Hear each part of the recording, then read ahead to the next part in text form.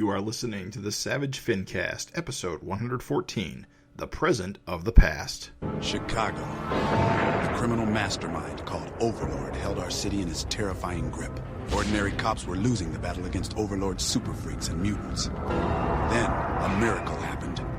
When I found him, he had no memory of his past.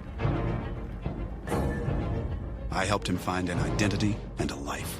Now we have a fighting chance. Now we have the dragon.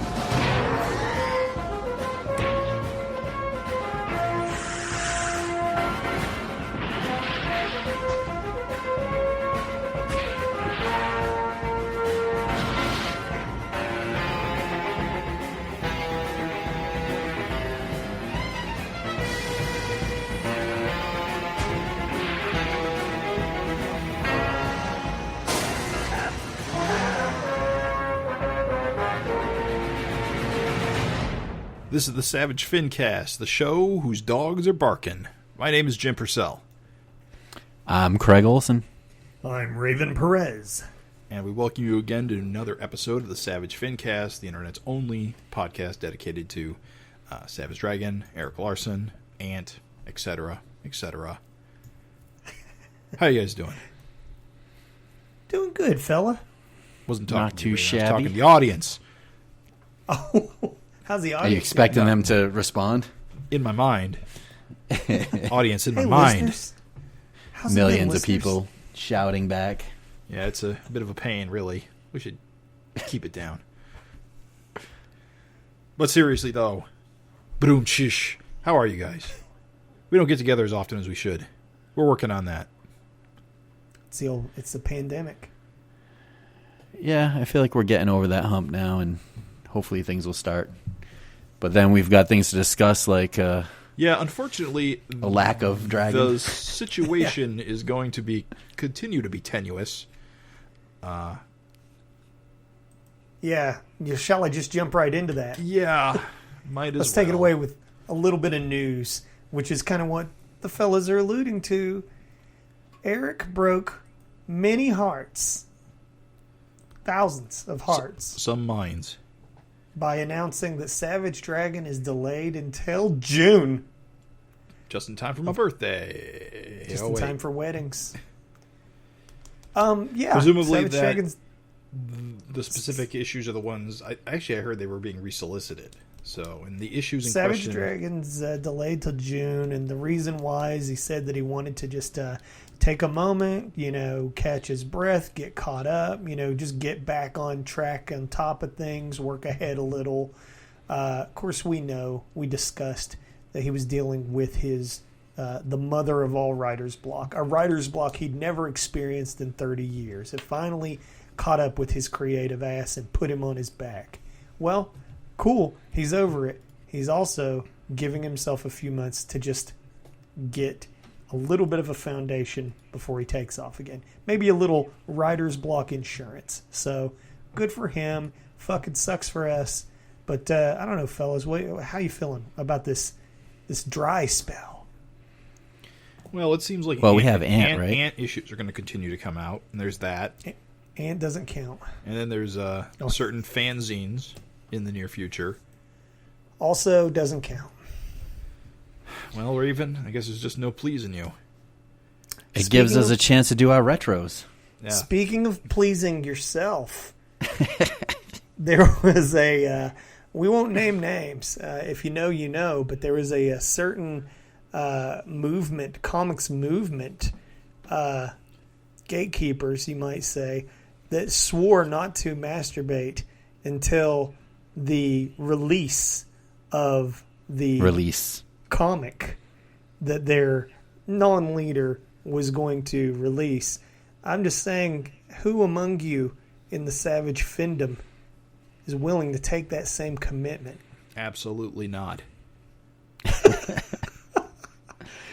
No nut. Never mind no nut November. It'll be a sad sack summer. No, Raven, I can't get on board with this one. I know. I I don't got a blame packed you. schedule.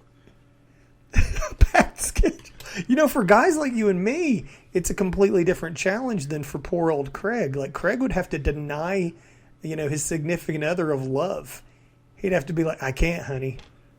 Not until Savage Dragon 262. Be like waiting for your wedding night all over again. Yes. It's a nightmare. I'm sure that would sound reasonable to her. She'd put that right in the divorce papers. Savage Dragon 262 abstinence. Or she may just welcome the break. Oh, let's move on. So let's talk while we're talking about what's going to fill the void as Dragon is gone. So we still have solicitations up. I don't know if we talked much about 3. I want to hit up Ant number 3. Yeah, we didn't really talk about it. Okay, so that should be out almost either, I think, next week, right? We're recording Days from today's March 3rd for us. I'm not sure when this will come out, but Ant might be out by then. But anyway, Ant 3, as you've seen in the back of Ant 2, is going to have Spawn in it. And basically, it sounds like it's a retelling of Spawn 265, which, if you remember back in the day, Erik wrote and drew, and that featured Ant and Spawn, and Malcolm Dragon appeared. It was kind of a little adventure they had that went from Spawn 265 to 266, and then and also Savage Dragon 216. So it sounds like the next 2 issues of Ant, which is Ant 3 and 4, are gonna kind of focus on Ant's version of that adventure. So I can imagine there'll probably be some repurposed pages, and as a matter of fact, Ant 3's cover is repurposed from 265, and it's the same except for Ant is in a different pose, but Spawn and the villain, I forget his name's like Spider King or something, I don't remember. I think you're right. They're the same except for on the Spawn one, McFarlane did the inks, and on this new Ant cover, it's just Larsen's inks. But yes, Ant is in a totally different pose on that. Yeah, so, it's basically the non-noodled version, right? Like no McFarlane. Yeah, it's just Erik doing, his, I guess, color. I don't know if it was he went straight to inks on that Spawn or how that is, but it's definitely no McFarlane involvement on the Ant cover. Yeah, and honestly, I think, it's a good idea probably to have someone like a Spawn on issue 3 just kind of boost that interest and maybe pull some people in that might normally not have grabbed it. Agreed. And then Ant 4. I have heard that Spawn guy is pretty popular. He has had an amazing resurgence, though, if you ask me, in the past year with all these comics coming out, and I'm just kind of amazed at the interest in it. Well, when you lie and say you broke a record you didn't break, it's I don't going even to think grab it's headlines. I mean, you goddamn cheater liar. He's got a lot of Spawn books out there now, and they're all selling. To somebody. I don't want to cast any aspersions, but I have the inside scoop. McFarlane made a monkey's paw wish for incredible comic success. The flip side of that was that he has to sound the way he does for the rest of his life. And so that's what it was. I will take that. Yeah. And so there you go. So just getting to Ant 4, the solicitation's out. Right now, the Image website has it arriving May 4th. It's called Enter the Dragon. It's a Savage Dragon Ant crossover from a whole different perspective. Ant travels to Chicago to recruit Malcolm Dragon for our upcoming battle against the forces of evil. Ant comes with our highest possible recommendation. So again, I believe that's probably kind of a retake on Savage Dragon 216. Absolutely. That's right. We're going to get to see the Eternal One get rocks fall on his head again. The cover's got kind of Dragon with the ant kind of leaping off his shoulder, which I believe we will see in Ant 2, which we talk about in the back where he's got that sketchbook. I think it was either Ant 1 or 2, and you can kind of see that, the makings of that cover there. Yeah, it's fun to note the color discrepancies. Yes, go ahead, talk about that. Yeah. Just real brief. I mean, this is still your news item, but like the number 4, if you look on the Image website, dear listener, you'll see the approach that Erik initially took to the coloring on Ant number 4 is different than where he landed. He has sort of a soft gradient on the Image website. And then, of course, if you follow Erik on Facebook or Twitter, you can just, find the final iteration of Ant number 4. And he goes for a harsh spotlight approach, which, hey, fellas, am I alone in thinking that this is an upgrade? I agree. No, it's good. It's glow up. Also, I noticed that he added the Enter the Dragon banner. That wasn't on the previous. Nice. Gotcha. I do like text on covers.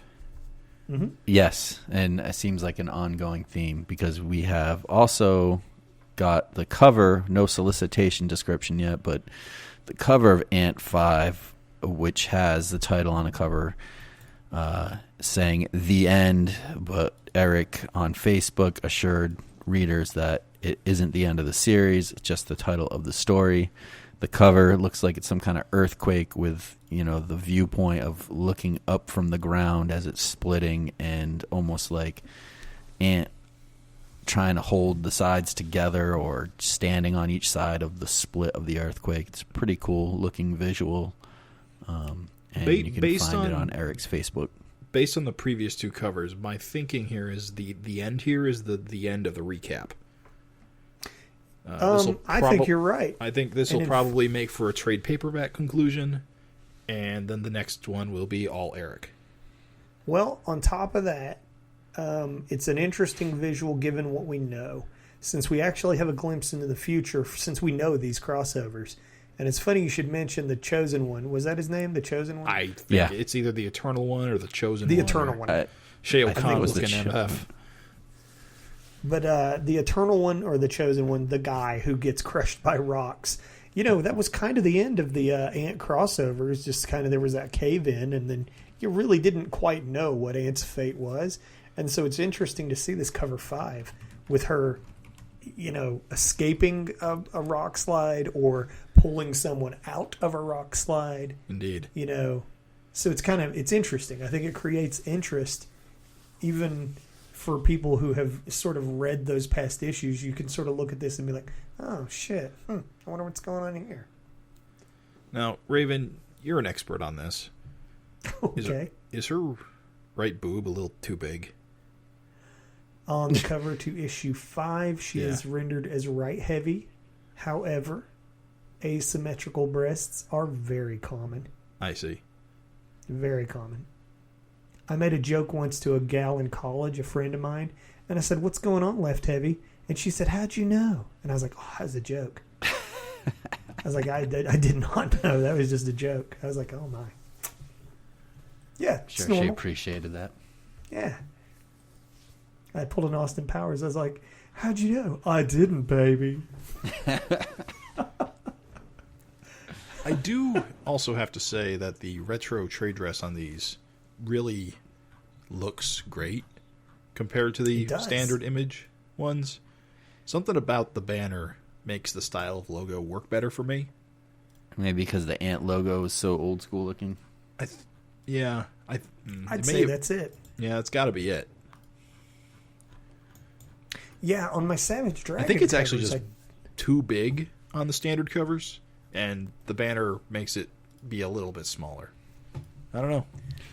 So, the guy's name was the Mighty One. The Mighty One. We weren't even close. Alzaya Stone. Alzaya Stone. That's a pretty good name to just go by the Mighty One, which is pretty generic. You know, I'm not going to lie, dudes. Listen, Erik has a chance to flesh out the Mighty One a little bit better. And I, for one, would love to fucking know a little bit more about this fucking guy who's another Johnny Redbeard type, just sitting on high, handing out powers. Well, he was stabbed through the back by Spawn, so unless he's got healing powers, I don't know. Comics. To know what the hell his deal is what I'm saying. Like, he was just kind of just this fucking, like, oh, it's the Mighty One, and then he just gets killed so easy. And I was like, He gives people powers. He's like the new Johnny Redbeard. Right, the power broker. Can he give himself the power to heal? He gave, what's her name, Spoons' Brenda Funk. Brenda Funk her powers, right? And I don't think we've seen her since then either. I killed Brenda Raven Funk. killed her. Oh, you did? Severed her head with a sewer Manhole. cap. Yeah. Sewer cap. I've never heard a manhole called a sewer cap. Well, the manhole is what you go in. The sewer cap or the sewer cover is what covers it. That makes sense. God, you're right. I just call them manhole covers. Wow. Elastic character ammo.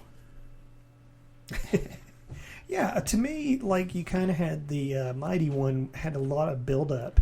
Like, he was making Malcolm's life low-key hell by giving weirdos powers willy-nilly, seemingly. Like, who gives Brenda Funk powers? She's just a high school loser that's trying to avenge Spoon. And yet, when he finally does get some screen time, he just gets stabbed like a bitch.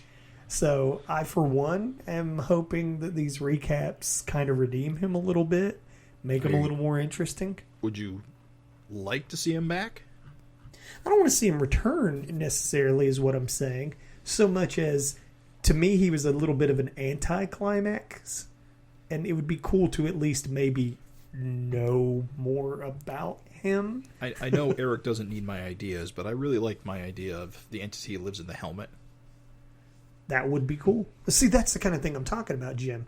As I'm saying, here you have a chance to turn what felt like a bit of an anticlimax character into something more interesting. That's all. That's all I'm saying. Yeah, I miss those slow burns. I always back. talk about that. Burn it up. I mean, to be fair, it was a slow burn. It's just the ending. Yeah. The burn at the end was you got burned for expecting anything. All right. Last bit of news. Apparently, Jim Valentino showcased a cover for an upcoming Image 30th anniversary book called The Last Shadowhawk. Cover features original Savage Dragon, which is why it's notable to us. The cover itself homages Youngblood #1. It's got the same pose. In fact, it even includes Badrock, who's odd to be on this cover because Liefeld doesn't own Badrock anymore. But Yeah, according to legally. well, it's Bedrock, right? Yeah, but Yeah, how? I do recall Valentino saying on Facebook that he did clear the proper channels on that. So I guess whatever went on in the background meant he's on the cover legally. At any rate, the cover includes Badrock, Original Dragon, Invincible, Spawn, the Shadowhawk, of course, and Witchblade, which I found slightly interesting. Is that this is basically the lineup that we saw in the Image World Tour arc. Correct. Yep. The only new character would be Badrock. Which I guess if we're talking, was there another character besides Badrock, or no? It was just the 5 of them. I found it strange because it's supposed to be like the last Shadowhawk. Like, my big thing was, why not use Malcolm instead of Dragon? Well, that's a good question. Now, the thing is, Invincible's there, and the end of his book also means that this is more of a flashback, or at least the cover is. True. True. I don't know what Witchblade's current status is. And well, she doesn't wear the sexy outfit anymore, right? Right. It's full covering. Yeah. Yeah, so they're all different. I'm going to say this sucks. I don't like it. It's kind of... I'm sorry. Tell me how you feel. Yeah. I'm sorry, but, like, here's the thing. If in 2022 you're going to fucking, pay homage to Erik and you're going to pay homage to Savage Dragon, you put goddamn Malcolm on that cover. You put Malcolm on that cover and you have lightning crackling off of his arms and fists so that people know at a glance, whoa, that's a new Savage Dragon. And on top of that, it's just like, I don't know, dude. It's not like he's doing like honoring the original, 30-year ago characters, because Witchblade wasn't there and neither was Invincible. So right. Yeah. And on top of that, it's like, you're not even going to draw the book. Draw the book. You're just going to do the cover? Come on. I'm okay with that. Honestly. No, I'm not. I mean, that's your opinion. I don't know if he's drawn interiors in years. He's always had other people drawing Shadowhawk as long as I've been reading comics since the mid-2000s. Jim, I'm just saying that it's Image's 30th anniversary. That's true. And it has been, you had an entire 30 years to build up to this moment. So you could have fucking done 20 pages, however long an issue is, in a year. even if you did one page a month for the previous 2 years, because you knew your 30th year is coming up, you could have drawn this entire book. There's no excuse for not drawing this whole book. I'm going to tell you my irritation with this cover, my Lay specific it problem, on us. is I'm getting sick of Youngblood #1 being referenced. It Yeah. seems to be very Yeah. popular, and it's entirely because it was the first Image comic, and I think that's a little lazy to keep going back to the same motif. I agree. It's old already. I mean, yes, we get it. I mean, it was a very popular and important book at the time. It signified, like you said, the first Image comic book. I understand why people do it, but it's... Did either of you get Valentino's timeline of the Savage timeline of the Image universe? Raven, you did, right? I did, and it sucked. I see. I knew it was going to, and It was a fucking waste of money. I knew it. It was a waste of money. All it was shit everyone knew, and there was no insider baseball. The reason why I believed it was going to be because he did that for like the Image hardcover for the 20-year anniversary. Did I thought that he? was the When 10-year. everybody did like a store, or was it the 10-year? It was Maybe the 10-year that I don't came out on the think- 15th. Was it the 10-year? Holy shit! I don't remember anything like this. The one with Dragon's Origin. Then again, Dragon's Origin is the only thing I remember from the 10 I'm pretty sure it was the 10th anniversary because it was anticipated when I was getting into comics, and Good that would Lord, have I been feel that would have been old. 2002. Well, anyway, it had Dragon's Origin, and I feel like Jim Valentino, I believe it was that he did like a timeline thing, and it was not good. Well, this wasn't good. I read through the whole thing. It was painful. I kept hoping for some cool insider baseball or some cool story or like a fucking anecdote or anything other than just what felt like the most boring, bare bones recount of Image's thing. And it was just weird. It was weirdly like name droppy. Like it's like, oh, Alan Moore does Supreme. Oh, Neil Gaiman works with McFarlane on Medieval Spawn. It'll come back to haunt him. And it's just like, it was shit we knew. It was everything. It said that? It's that's as close as it came. Yeah, it's as close as it came to having personality. So Jim frantically type. Yes. Oh yeah. That's a problem because I had my mic muted. Oh. Which Joke's on you. Yeah, at least we haven't been hearing like farts or anything. But no, dude, it's just basically like, oh no. Hey. Yeah? Keep talking. I have to figure something out. Okay. Well, basically, this is the deal. Is like, I am going to buy this Last Shadowhawk because it has Dragon on the cover and because I'm in my Image 30th anniversary mood and whatever else. But frankly, as an Image fan who's super fucking like hype on Image, period, I'm not super fucking hype on this. It feels low effort. And so, I don't know. I'm just saying, like, what would be hype? It would be hype if Valentino drew this whole fucking thing. It would be hype if Valentino got the other founders to do like a pinup each. Well, you don't know. You don't know at this point, right? We don't know what the interiors are going to be. We're basing this all on a cover, but... Well, wasn't it made clear that like it's just him on the cover and then the interior's just like someone else? And that. Again, I guess I'm not too concerned about that. I mean, he'll probably write it. Mm-hmm. I'm not the hugest Valentino art fan. I won't pick up a book if he based on his art, to put it that way. I won't pick up a book based on his stories either, but I do have some nostalgia for the early Image shared universe, and of course if Dragon's in it, I'm going to grab it just to see what it's about. Right. But it's not it sounds like it's a make or break for you if Valentino is not drawing, or you're super disappointed. I would never be disappointed if he's not drawing it. It's not make or break, but I just think that it's kind of lame. Like, I'm saying that, like, you know, for a lot of people, you know, I get it, dude. Valentino is always a person that has had collaborators. Yeah. But I don't feel like that's very, like, you know, festive or Right. or monumental. You know, I feel like if you want to kind of like, oh, this is, you've been doing this for 3 decades. I'm saying if you're doing it for 3 decades, you know, respect your coworker, your fucking fellows by putting like the proper Savage Dragon on the cover. You know, I don't care if Original Dragon has more sales power. I don't care. I don't give a shit if you think, oh, but people know the Original Dragon from when they were kids. It's like, dude, fuck it. Put Malcolm on the cover, dude. Do we know if this is a one-shot or like a miniseries? Hopefully it's the Last Shadowhawk. But I don't. Yeah, but is it a miniseries or a one-shot? It's unclear. The cover says issue 1, and it also says first issue in brackets in a while. So I think it's a series. Well, he had to put something in the box. It was on the Youngblood cover.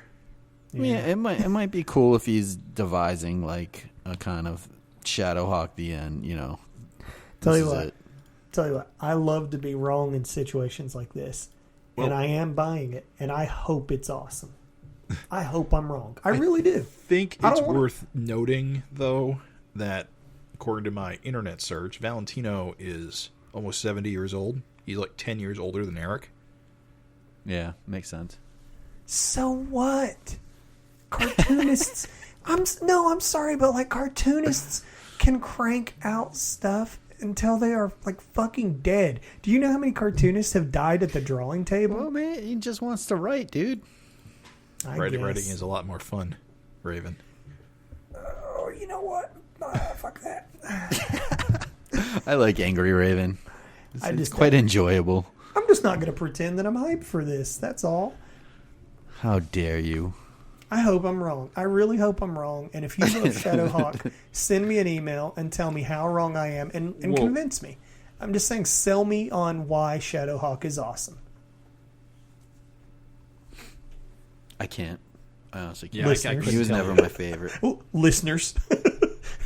if I wasn't clear, listeners, I'm challenging you. not you guys. I'm saying listeners of the FINcast, if you love Shadowhawk and you're sitting there grinding your teeth and thinking, God damn, what a dumbass. He doesn't know anything. Yeah. Send me an email and let me know why I'm wrong and what makes it good. Because you know what I love? I love to be wrong about things sucking, because then I discover something awesome. So I will totally change my mind. But I'm just saying. I think one of the main things about Shadowhawk, I know we really should move on here, is that there isn't a lot of it. I'd be shocked if there's 50 issues of Shadowhawk in its entirety. I don't think so. Because it was a series of like 3 and 4 issue miniseries for a while, and then it was a continuation of the first series, numbering wise. I know this because I pulled a bunch of these issues out of dollar bins over the last year. There were the images of Shadowhawk. Well, there's spin-offs. Series. I mean, books that are, Shadowhawk 1, 2, 3, and then the I'm sure you're right. Like 4 miniseries, and then maybe something down like 10 years later. Like spin-offs, maybe 60, 70 issues. Wouldn't be shocked if it was far less. Dude, I think it's like you're lucky if you're hitting 30-something. Oh, really? You think it's less? Yeah, I feel like Craig's is closer. Yeah. I feel like there's a lot less Shadowhawk than anything else in the Image of founders, you know. I think it's pretty low. I don't think it tops 40. That feels right. That feels correct. I think it's closer to 30-something. But anyway. Hey, I wish him the best. I hope I'm wrong. I will be picking it up. I'll be sure to let you know. we like to do a little thing where we open the floor up to you, dear listeners, because we enjoy hearing from you. We enjoy having you be part of the show. And we call that the FINteresting topic. And we asked something in the spirit of the 30th anniversary of Image last time. We said, what's your favorite Image-related memory, experience, series, whatever, from the last 30 years? It does not necessarily have to be Savage Dragon related. So, having said that, our real-time fact checker, Mr. James Purcell, confirms that we're 43. Yeah, it was just really quick and dirty on Comic Vine. Inaccuracies abound here, but seems about But that's right. if you add the spin-offs, right? No, that's all the titles that are Shadowhawk. Oh, son of a bitch. That's pretty good, though. Craig, you had it pretty close, dude. Having said that, we're going to jump on in, dude. We got some pretty meaty responses. Before you jump in real quick, let's give out the email that people could Absolutely. write into. Absolutely. SavageFINcast@gmail.com. If you want to write in at the end of reading these letters, we'll throw out another topic, and feel free to write in. Or if you want to join in on this one and you missed your chance, we'll read your response for this one as well. We're also open to hearing FINteresting conversation topics from you, the listener. So if you think we have not given you the best topic, throw out another one. We'll propose it to the listeners. Without further ado, I think we got some kick-ass letters to go through. All right, so we got, hello, fantastic Finheads. Congrats on the Super Freaks book, and may you have more of those in the future eventually. My last 2 emails must have been sent to the spam or maybe overlooked since you all have been busy. But anyway, I'm happy that Erik wrapped up the Ant series so he could set up for his new run. I like the difference in style he has going on here. I have enjoyed the first issue as well good first issue. I have enjoyed the first issue. As well as good first issue. It's a good first issue compared to some others from different companies. I am definitely going to be getting this series, and thank you guys for the show. Now, for my favorite Image series, good God, I love the Max. It was absolutely beautiful and bizarre. Even Dragon and Mako showed up in it. I enjoy Manhattan projects, Spawn especially once Capullo got on it. Astro City is another great one, but Jim mentioned it. Black Science is an outstanding series. There is so many good ones out there, tons more, but thanks again for keeping the cheers on for 10 more years. That was from James Sheehan. Thank you, Big Jim, man. Appreciate it. Lots of good picks, and I'm going to second that Spawn endorsement. So The good. Capullo years? Capullo. Greg, is it Capullo? I don't know. I'm bad with names, dude. Especially foreign-looking ones. Well, Seems what's like it funny? would be Capullo, right? Yeah. I always thought it was Capullo, but I guess Capullo is better. Yeah, you're just saying it really in Americanese. Phonetically. Very phonetically. Capullo. Greg Capula. All right, guys. Here we go. I like that Manhattan Projects. It started to get away from me, No, but that's the good, Jonathan Hickman, that Nick Pitarri's got kind of a crazy art style. Mm-hmm. Well, It was a what wild was it? comic. Like, what was the era? Like, about when did that hit? Was that early Image? Early. Mid-Image? No, oh God, no. No, That's Manhattan early, Projects like early 215. Early, 2010s. 2010s. I don't think it was as late as 2015. It may have ended in 2015. Yeah, you're probably right. What the hell was Black Science? That was a Matt Fraction, like Violent Sliders type of deal, I think. Violent Black Sliders. Science? Is that different than who's the guy that does shit? You're thinking Tony Moore, right? Yeah, what was that? Oh, that's Fear not Agent. Tony. Fear No, Agent. who's the Rick Remender? Didn't he do? Oh, right. Okay. That wasn't. Let me double check who made Black Science. I thought it was. Who did I say? I think it was Remender. You said Matt Fraction, but I think Oh. it was Remender. Yeah, I mix them up all the time. They're the same guy. The thing, Rick Remender, his stuff is hit or miss for me. But what I do like about him is that he sticks with his books and they have long runs. Yeah. So if you do like it, you don't have to be worried that it's going to disappear after 4 issues. Yeah, it was Remender, and it has 43 issues. Ooh. Shit. Dude, that's what's funny about Image. Sorry to just wax on about Image, but I mean, that is the point here, I guess. That's what's funny about Image is that it's real easy to associate it with just like short, like 6-issue, 7-issue arcs of things. But it has some series that have just gone for like 60 issues. Yeah. I think like almost every one of Remender's, unless they were dubbed miniseries, have been like 20 plus issues. Well, it's time. Hey guys, I'm going to make this letter as normal as humanly possible, just to make Raven feel self-conscious doing that V for Vendetta voice. I'm sure listeners are confused and scared by it. As a preamble to your previous FINteresting convo, let me just say it's still shocking how Erik Larsen and decided to buy the rights to someone else's character, given how emotionally invested he is in Savage Dragon, that is to say, his own prolific creativity, these many years. Announcing that Ant is coming on the back of Savage Dragon 224, similar to DC Comics, heralding the arrival of Jack Kirby, only to have her show up 4 years later. Her? I think that's he's talking about Ant, not Kirby. Oh, I thought he misgendered Jack Kirby. I was like, not cool, Satyrus. You got to respect those pronouns, motherfucker. In her own book, as the 12th issue of Mario Goli's run, wasn't necessarily the best way to go about generating hype. Starting with the first issue obviously makes more dollars and cents. That said, if he draws it, I buy it, provided his art style is still recognizable and not too experimental. I like eccentric artists who go off the beaten path. As long as Larsen doesn't go off the deep end and start calling himself the Eggman or the Walrus while shouting goo goo gajoob, I'm good with it. While I like weird stuff, I'm not a fan of NFTs, which I view as a scam. It's not even good for the environment. Which brings me to my own FINteresting conversation. If I may, would you distinguished dudes ever purchase an Erik Larsen NFT? Perhaps Jim would be more inclined, given how he's an advocate of digital comics. It would be interesting if he brought this subject up next time Erik sits down for a chat. You know, I used to think Todd McFarlane only draws digitally now because he's so rich and he no longer cares about selling original art, only to learn that he's embracing NFTs, which via smart contracts allows an artist to make a percentage of a sale each time the same artwork changes hands, so to speak.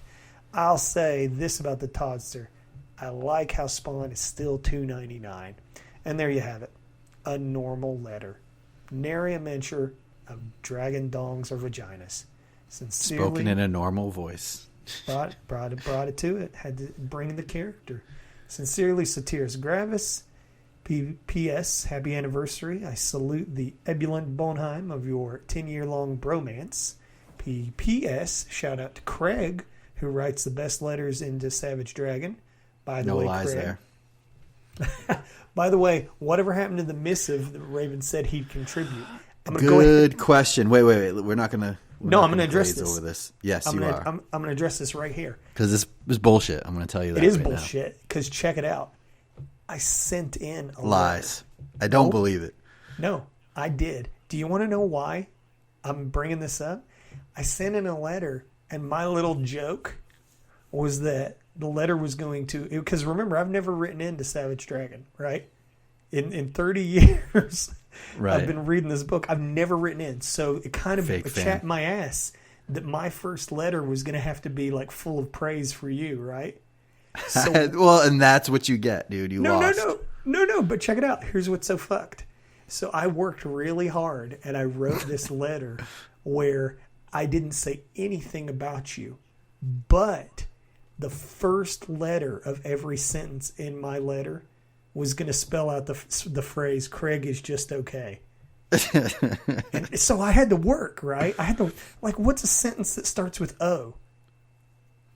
Or K, you know what I'm saying? And so it was a lot of work. I sent it in, and Erik never ran it. And then he gets on every social media platform and is like, hey guys, send letters. Like, you really need to send letters. These should be here.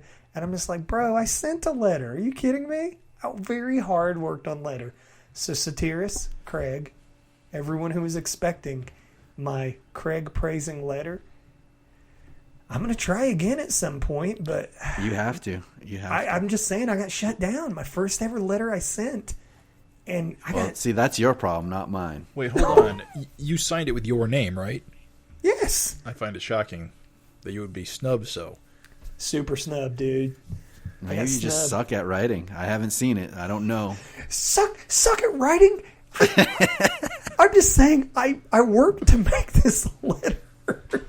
I worked to make this letter interesting, yet have a hidden message. This was a worked on letter. I guess we should, for new listeners who might not be privy. Right, correct. We had, every once in a while, we'll do a little game, a trivia game or something. Quiz. And the wager here was whoever lost, or whoever won. At the time, we got to decide what it would be, right? I was going to have you draw a page of a comic. Right, and you had to write a letter, a measly little letter praising me that would get submitted to Eric. And listen, dude, Savage Dragon. I worked on that letter to make it awesome and to have it have like the hidden message, and it got snubbed. Snubsville, dude. So... I mean, I will try again, Sotiris. I will try again, Craig. I will try again, everybody who's looking forward to that Right. letter. I think everybody that writes in should mention this in a PS until something. Remind Raven until they see this letter printed. Two more PSs before he's done. PPPS. Jim's woman curling gets 3 thumbs up from me. Those tight pants make my pants tighter. When they scream, hurry hard, I'm hard. Now, this is a curling joke, Jim, so you got to help me. What's this mean? Well, okay. So, when they're sliding the puck down the ice, the people with the brooms sweep in front of the puck. The sweeping melts the ice slightly, which is what causes the puck to curl, or the rock, rather, to quote-unquote curl. And so generally when they're shouting hurry hard, it means they're scrubbing hard to get the most curl. Wow. It's why it's the greatest sport on earth. And not just because of tight pants. Why don't they just say slide? Why do they have to say curl? Yeah. Because it's a sliding. Well, it's like bowling. It's a curling and bowling. Do you find their pants to be exceptionally tight? I did finally find out the scoring rules of curling. He ignored me. I got snubbed. Snubbed twice. This is not my day. Final PS. People not writing in breaks my heart as well. I never break hearts, only hymens. My Valentine's Day motto. Thank you for writing a normal letter, Sotiris Gravis. That was incredibly normal. So, first of all, I'm feeling very libeled. He's going to continue. Anyway, very libeled. The idea that just because I enjoy digital goods, I must be a fan of NFTs. Yeah. I despise you NFTs. Villain. Crypto in its entirety can go straight into the middle of the sun. Bingo. Yeah. That was worth answering. If Eric got into NFTs, I would probably drop Dragon and delete the FINcast.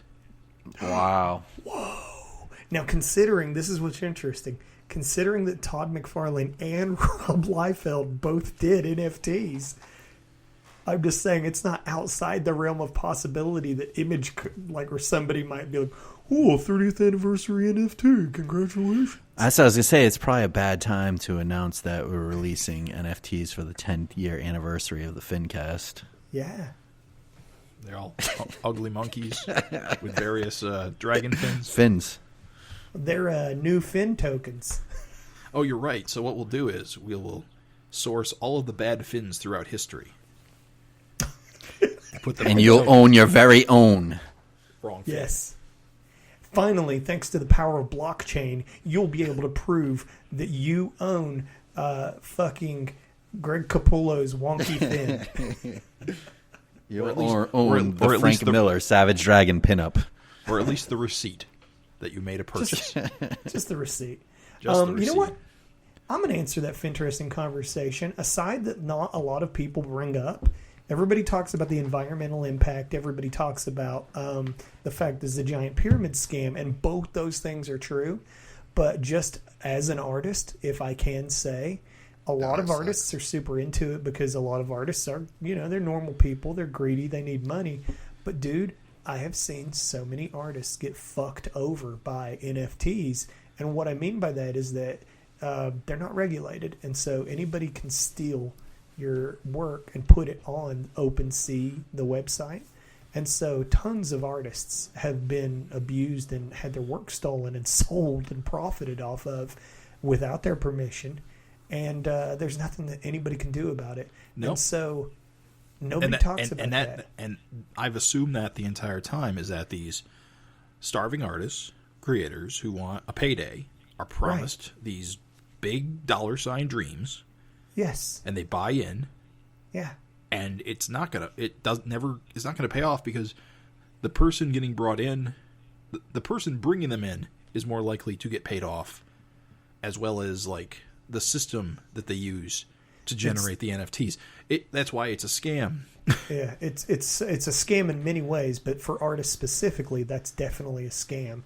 And the funny thing is about big name artists like J. Scott Campbell, Todd McFarlane, Rob Liefeld doing NFTs is that it's like, okay, big successful artist who doesn't necessarily need this shot of income. That's cool. I'm glad that you decided to get just a little more money for the money pile, but I'm sure a lot of them will say they're trying to fill a demand because NFT demand is high. But it's you know what everybody says? Everybody says everyone's doing it. That's the answer for it, and it's like, cool. And what? And when these names do it, it legitimizes it. Right. And so that's the thing, is it's super shitty because smaller artists who, like for instance, if Todd McFarlane wanted to raise hell, he's got money. He could raise hell and get his work taken off of these sites. If Johnny No Name with like 10K followers or less gets his work stolen, he has no recourse. He has no power. His work is there. So in this way is what I'm telling you is that little artists are fucked hard by this. Bigger artists profit and do well. And so it's very shitty. I would never even bring this up to Erik because I don't even want to plant a goddamn seed. You know what I mean? Just be like, I'm pretty sure he's aware and has already had his no interest. I'm sure he has no interest. Yeah. I wouldn't even ask him because he'd be like, fuck no. And that'd be the end of it, All right. Craig, you have an opinion on that FINteresting question? I don't really care. I don't think it's something I'm interested in, honestly, at all. So I haven't looked much into it, but everything I hear, and it just doesn't seem like it's for me at all. I just don't see anything real interesting about it. It's the ugliest trash.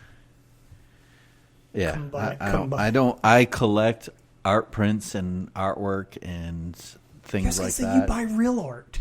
I like having it on my wall. I like having the physical thing. I'm not interested in buying a digital copy of something. It's a joke, dude. All an NFT is. I don't like I don't mind like with Jim, you're buying digital comics to read, but to buy something digital to collect, maybe I'm just old school, but it just doesn't appeal to me. No, it goes against the very concept of digital goods. Because the idea about digital goods is, guess what? Jim buys a copy of Ant digitally. Guess what? There's still infinite copies of Ant digitally for the whole rest of the world to enjoy. Right. So there's one copy copied multiple times. Right. And Amazon and Erik are still getting paid. Right. So what is an NFT for? Nothing. It's funny because they'll say, oh, it has proof of ownership. And this way, it's like, guess what, dude? Copyright law works that way. The minute you create something, it's automatically copywritten. And so you literally don't have to do anything other in this world than just get your work out there. Just let people know that you did it and you're protected.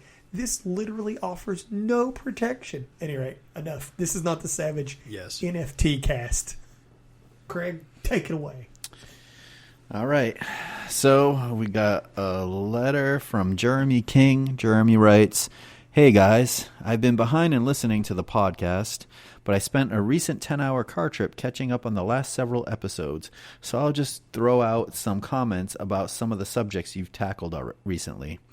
Jim Lee's Savage Dragon 13. Jim Lee was my favorite artist at the time Image launched, and I devoured the Wildstorm line. I didn't know who Erik Larsen was until I picked up the Savage Dragon miniseries, as I was a huge X-Men fan and not really reading Spider-Man at the time. But I bought all the early Image releases and really loved Dragon, so I was pretty excited when they swapped titles for Image X Month. And while Wildcats 14 was a pretty fun read, Dragon 13 was not good. As much as I loved Lee, it was not great art or story. I had hoped for so much more. I was glad that Erik did his own 13, which I do feel counts as an unbroken run. In terms of the lettering, our lettering discussion, he says, Wooten and Morelli both killed it lettering issue 260. I was hard-pressed to pick my favorite. And honestly, after Eliopoulos, Workman, Orzechowski, and Delgado, I don't know who I would pick as a dream letterer. That's a hall of fame of letterers already. Agreed. Ant 12. I've never read any of the original Ant, although I remember when it was coming out. I only picked up the new issues because Erik is doing them. So Ant 12 is an interesting item to me. It makes little sense to me currently, so I don't feel it was totally necessary for the relaunch, but I'm hoping it will work better once Erik makes his way back to it in the regular series. And if Erik felt he needed to do it for his peace of mind, then more power to him. On Image turning 30. Man, I was 12 in 1992, and Image was the most exciting thing that happened in my comic reading life. It's hard to put into words to people who didn't experience it, the energy and excitement surrounding the launch and the early titles. I bought everything that came out from those first couple of years. That's probably my favorite Image memory, just being on the ground floor of this new universe by some of my favorite creators. Each new advertisement, each new title coming out, me desperately trying to earn enough money to buy them all. As far as Dragon goes, just being introduced to Erik's work through that first miniseries is my favorite memory of the series. He goes on to say, congrats on Super Freaks. I can't wait to buy it and read it. And also congratulations on 10 years of the podcast. I only discovered it about a year ago, but I've been working my way through all the older episodes. It's a wonderful celebration of Dragon and all of Erik's hard work, and I'm really glad it exists. Take care, Jeremy King. Thank you so much, man. Yes, thank you. I totally agree with a lot of those points, like the Ant 12. We'll talk about that as we go, but I still find it's very confusing, even though I did read the first 12, at least the first issues, because so much goes on, and we can talk about that. And I would say his memories of Image, I feel the same way. You know, it was pretty amazing being kind of a young person when Image was starting and all these new titles coming out and seeing all the ads and being like, oh shit, you know, because I was super into all those guys, as most of us were that were around collecting back then. It was just something wild that I don't think we'll ever see again in our lifetime. I don't think we will. I totally agree. I don't even know. I think I've said this before, but I don't even know what collective of modern artists could bring that same level of attention. Yeah, I think it's just something of the time. Like, it's just, yeah. I think what we're seeing now is the movies and the movie stars that kind of bring that kind of level of hype when it comes to like Comic-Cons and Marvel stuff. You know what I mean? Yeah. But I mean, even if you had, like, for instance, like, Otley and fucking Daniel Warren Johnson and, like, just some of the young, like, big artists that are blowing the fuck up, even if you had them all just team up and come out with just a whole line of new books, as weird as it sounds, in our current market, in the current climate of like the internet where people see new stuff all the time, right? Yeah. I just don't think it would land the same. Who do you think is the last huge comic book personality? You mean close to the level of like the founding fathers of Image? Yeah, or bigger. I don't know. I'm just saying, who was the last like big Kirkman? comic celebrity? Brian, I don't know if Michael, it's celebrities are right, but just talent, I Like, guess. Kay Vaughn, Bendis. I'll say Kirkman because Kirkman's was after on them TV. now. Wait, I'm I mean- sorry. What's your timeline here? What are you saying? I'm saying the very last large, like the last person to be as big as like just be on that level, like that. Well, I don't know what you're Kind of. saying because So level like the last who's been on like the Image guys level, like the most recent like person. No, Kirkman? I'd say it's even later than There's that. I'd say someone- like Brian, Kay Vaughn and Bendis. Well, Bendis is earlier. But most people don't know Bendis though. Most I people feel like don't. Kirkman's more famous than Kirkman's Bendis. on TV. Kirkman's famous because he's on TV, but Yeah, well, that's what I'm saying though. Is like my mom knows who Kirkman is. She wouldn't know who the fuck Brian K. Vaughan is, or Bendis. You know what I'm saying? I think it's Kirkman. well, your mom probably doesn't know who any of the Image founders were either. At But the she time, I'm would've sure known- like McFarlane or Rob I Liefeld don't was know. on TV though. Is what I'm saying. McFarlane had Spawn. Yeah, she knew Spawn, dude. She totally knew McFarlane He had a from movie Spawn. and a cartoon. Yeah, she thought that movie was fucking awesome. Who do you think at this point currently is the most famous comic guy? Like Frank Miller, Alex Ross or Gaiman, or Gaiman, or Neil. Alan Moore? Well, Alan Moore's out. He quit. Neil Gaiman, if you're talking. But I mean, living. Like, who's the most famous living? George Who Perez. died? Huh? George You mean- Perez. So no writers is what you're saying. No, because Jim said Alan Moore's out. He's not doing comics. I just mean like currently living, who's been in comics. Like, who is the biggest? Gaiman. If you're not saying. You think so? I mean, he's got penetration in the book scene, so he's got like multimedia cred. You think he's more famous than like Frank Miller? Overall, yeah. Yeah. He's more beloved. Well, there's certainly that, but I just mean Frank Miller doesn't write novels. I think if No, you're I talking get about- that. I think if you're talking about who is loved, I think it's Gaiman because he had like American Gods on TV, and then like Yeah. he's got the whole lit scene of just pure lit readers plus comic, sort of avant-garde comic Right. lovers. But Right. then I think if you're just talking about just who does Joe Blow on the street know, I'm saying it's Kirkman because of Talking Dead specifically. More than like Alan Moore and all his movies and. I don't think people know. Yeah, Alan but Moore. he disassociates himself from them, so the Yeah. average person isn't going to care. It's hard for me to understand because I know these people, so I don't really think. Right. It's hard for me to be like, do people really know? Or I think Yeah. I think Talking Dead, the talk show that airs after Walking Dead, is the only reason I'm giving Kirkman that level. But I feel like Kirkman very smartly used Walking Dead to get himself out there, and so I think that's why Invincible the cartoon blew up. I think it's Talking Dead. I think that's why you put Kirkman. I don't. up I there. think because he did a lot of writing on I Walking guess Dead TV show. he's and has a kind lot of new connections. generation Kevin Smith. Yeah. I mean, who would people know bigger though? Is Yeah, all you I'm know, saying. you know what? Kevin Smith might be more popular just because people know him, I feel like he's become a know joke. his face, and he's because he's not just hiding behind, not hiding, but he's not just behind the scenes and just you're only seeing his work. Like Kevin Smith is fully integrated into, himself into the scene, into Kevin TV Smith's and a good everything. one. Kevin Smith's a good one. I mean, he because- stars in his own movies. Well, he just simply said Spider-Man should get a Spider-Man 3 should get a award, and it just fucking blew up, and there was fights over it for days. And I was like, he still got it. Like he can still draw heat. There's just a by lot of saying something. non-comic people that know Kevin Smith, Kevin Smith's a good one, dude. That's pretty good. even though he's not the greatest, talent. But And I liked him better fat. I don't like skinny Kevin Smith. I'm sorry. Although It's- to it's be fair, important. he still's is got a the guy, jorts, right? while he is a guy who's wrote comics and such, he isn't really in comics. That's true. His indie film is the only reason he got to write comics. No, all right, yeah. Oh, I guess, man, you just forget that. He's so ingrained in the community. Yeah. It's Kirkman. I'm telling you, it's Kirkman. Kirkman's the most known. Gaiman's the most beloved.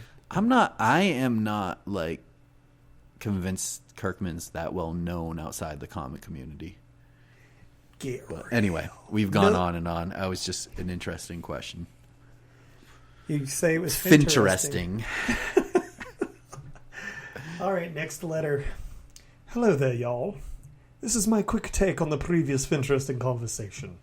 I'm glad that Erik finished Ant, mostly because I've read several issues of a comic series that would just end without a conclusion.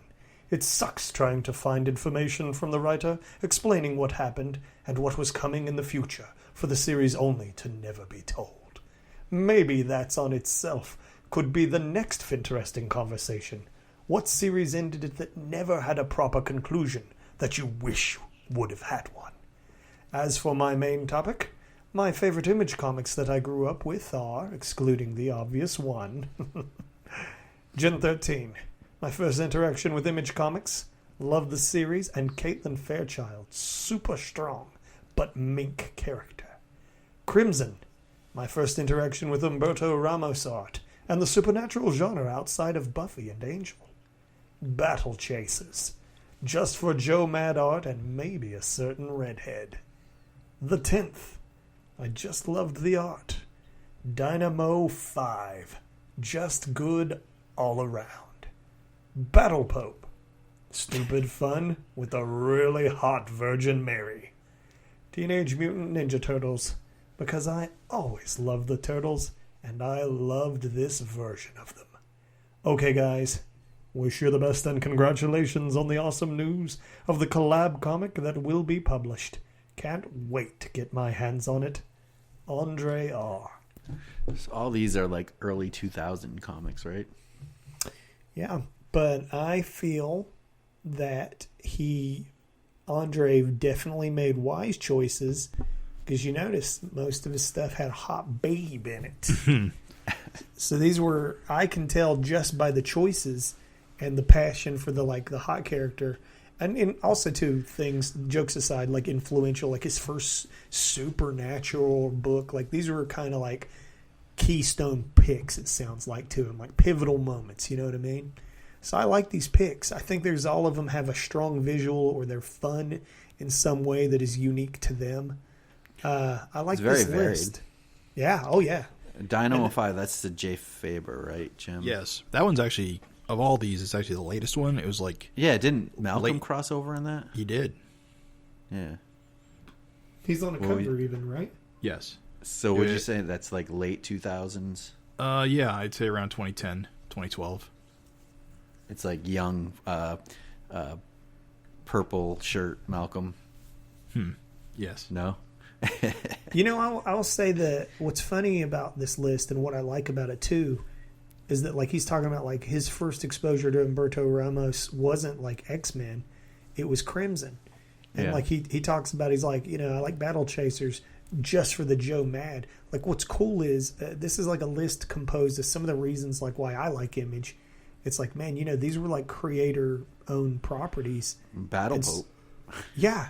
I'm just saying, like, you could really feel the unique voice in these properties. Yeah. You know what I'm saying? I mean, at that time, Battle Pope was being reprinted because, you know, Walking Dead was popular, but it wasn't a TV show at that point. And Invincible. Well, actually, there was I think a web series. It was animated very poorly. Well, he meant Walking Dead. Invincible, not what did I say? Walking. He meant Walking Dead wasn't a TV show. Yeah, Invincible was like an MTV. But what I'm saying is, Battle Pope was. It was before the reprint of the comic. I thought it was after. I don't know about the timing on that. I just know it exists. I'm pretty sure it was after. Was it on like Spike TV or something? Yes, or MTV, one of those two. I remember the Spike. MTV thing. Invincible was on MTV as like a motion comic. Oh yeah. Very poor. Motion comics. I'm glad that didn't work. Glad that it's fucking NFT of its time. All right, I'm going to get through this because I want to get to the meat and potatoes soon. Yes, sir. This is from Tony M. He says, Yo, FINcast crew. Hate to be the continuity cop, but the FINteresting convo you referred to this episode, which I don't know which episode he's referring to at this point, our last one, but or the one before it. But he said, was put out in episode 109, and you read at least one response by me in episode 110. I think the last interesting conversation topic was who would be a dream letter for Savage Dragon. Anywho, incredible news on the fanzine-style compilation book. Awesome sauce. Congrats on getting it published. I will definitely be picking up that one. I didn't even remember rereading some. I don't know. Our bad if we did, but You know what that happens warrants. once in a while. Well, not to be a continuity cop, but we didn't get any responses to the letter question. I know, right? We did finally this time, right? Oh, very it was first letter. mentioned. I don't know if he gave his suggestion. That's right. He didn't pick. No. they all can't be winners. Boom, boom, boom, boom. So that Guess what? segues into what? That All is right. the end of that. Thank you, everyone, for writing those letters, Jim. You got a new one for us, baby. Yep, we got a new FINteresting conversation. FINteresting conversations are topic concepts that we prompt to you, the listeners, to write in to us with your answers. You can always email us at savagefincast@gmail.com and let us know what you think. Our new FINteresting conversation is Erik mentions that Ant looks like his art in Savage Dragon 83. He suggests that then that it may change. If so, what approach would you hope Erik would take on Ant? I remember Savage Dragon 83 very vividly. It was one of the early issues I dug out of a bin when I was trying to fill in a bunch of Savage World stuff when I was first getting in. It's, if I remember correctly, it's the issue that introduced us to the Annie character. Yes, in Got it. God Town. Yep. And I guess that's why it sticks out to me, as well as the art style thing. Because if I remember also correctly, there's like a hard. It starts regular with the inks, and then Dragon gets teleported away, and he wakes up, and it's the new open line style. And it was very I unique. remember that. I didn't really know what to make of it because I had very little context on. It also had the Fabulous Furry Freak Brothers. Oh yeah, those guys. Sorry, had to interject. No, that's good. They're getting a cartoon show. It's very timely. Now, I have a fun idea. Do you two have your own ideas? I want to go last. No, you can go. I don't have one yet. All right. So, I'm going to be controversial. Ooh. What I'd like to see an issue of Ant, or even Savage Dragon, painted by Nikos Kuntis, like over Larsen. He still fucked up his name. I'm sorry. Just kidding. Kutsis? Kuntis? We know what you mean. Go His ahead. current coloring style, I think, has a very watercolor element to it. And I think if Erik did a bunch of layouts, and maybe even like tight pencils, he could just use his coloring skills to make it look painterly. And I think that would be a really killer look for an issue or 3. Very interesting. I was not expecting that. So you're saying Erik with a more pencil-y finish, and then Nikos coming in strong with painterly like looks, right? Like you wouldn't be able to see the pencils in the final product. It would just be the colors. Okay. Yeah, weird. Is there an issue of Dragon that had a moment like that we could point to? The only thing I can think of is possibly the Wanted cover. That has but I'm pretty sure that has inks as well. That's J.G. Jones, and that was No, not the J.G. Eric's Jones cover. one. The Eric's cover. Oh, the Erik cover. I have Got to- it. He Okay. also had a rejected one, remember? That's With, right. like Malcolm with a backpack or a sack. Not Malcolm, Dragon walking down the highway, kind of. It looked cool. Yeah. Anyway, sorry. Go ahead.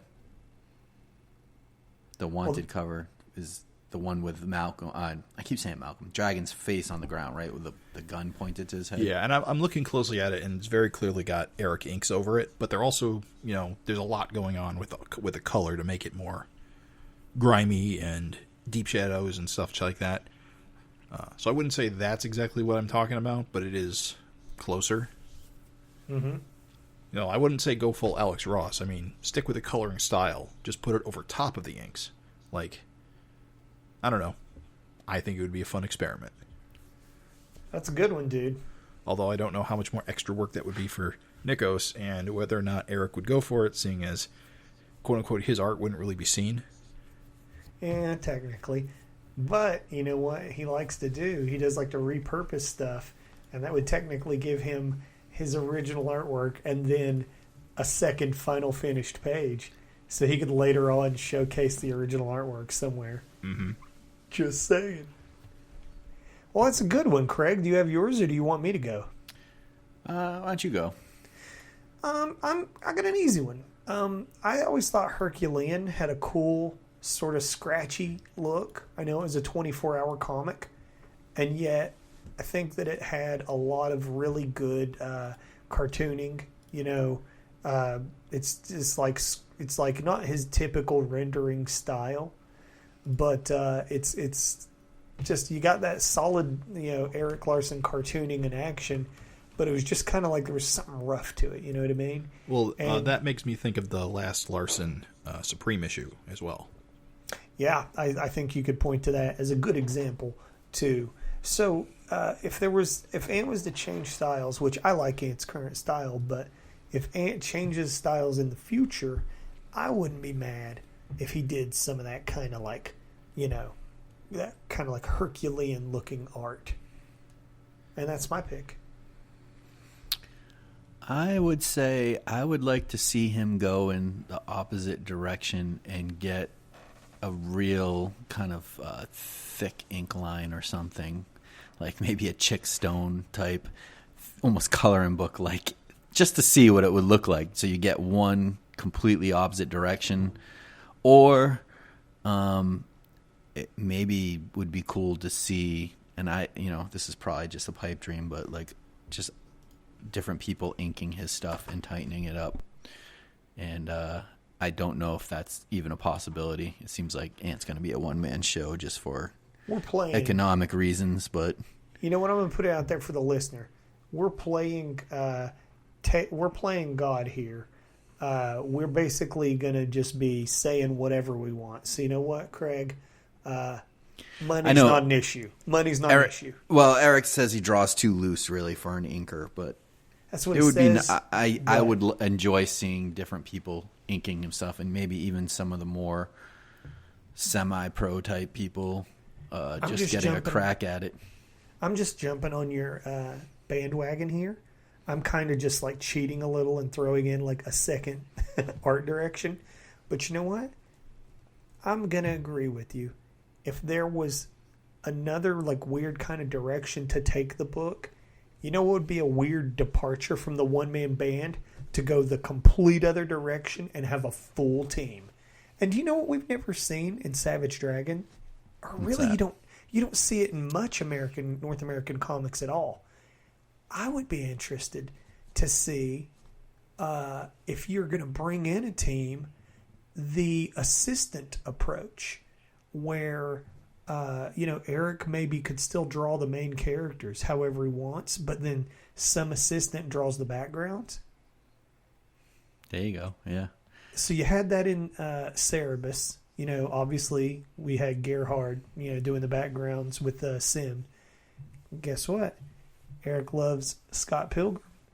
Well, you think the final volumes of Scott Pilgrim, O'Malley brought on an assistant. And if you look at those trades or whatever, those graphic novels, some of the best looking shit. Because you still got O'Malley doing the cartoony main characters, but then you got those super beautiful detailed backgrounds. Hey, that's another direction Ant could take, is the whole collaborator appearance. You know what I'm saying? Yeah, and just kind of piling on that, even if it's not every issue, maybe it'd be nice to see Erik do kind of an arc and then have someone come in for an issue and kind of give Erik a breather. It's not like it's Savage Dragon and you want to, keep your run intact. This is a whole new animal. You don't have to be confined by that. You know what I mean? You can bring someone in for an issue or something and help you catch up. Dude, absolutely. Like like Ant could kind of be like, since he doesn't have to be precious about it, like you said, it's not like his near and dear to his heart baby. It's a thing that dropped in his lap that he never thought he was going to have in his lap.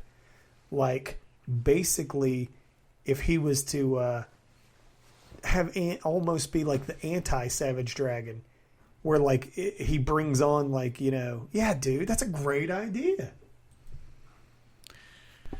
That's what I do. You don't think Write it would good letters, good you ideas. don't think it would you don't think it would bother people to have an inconsistent like art team? No. You know, here's the thing. After 30 years of seeing Erik one-man bandit, almost, you know. I mean, obviously he had colorers and letterers and colorists. But, like, after 30 years of seeing Erik do it, don't you think it'd be cool and fun to see what other people brought to his work? That was what was kind of cool. Absolutely.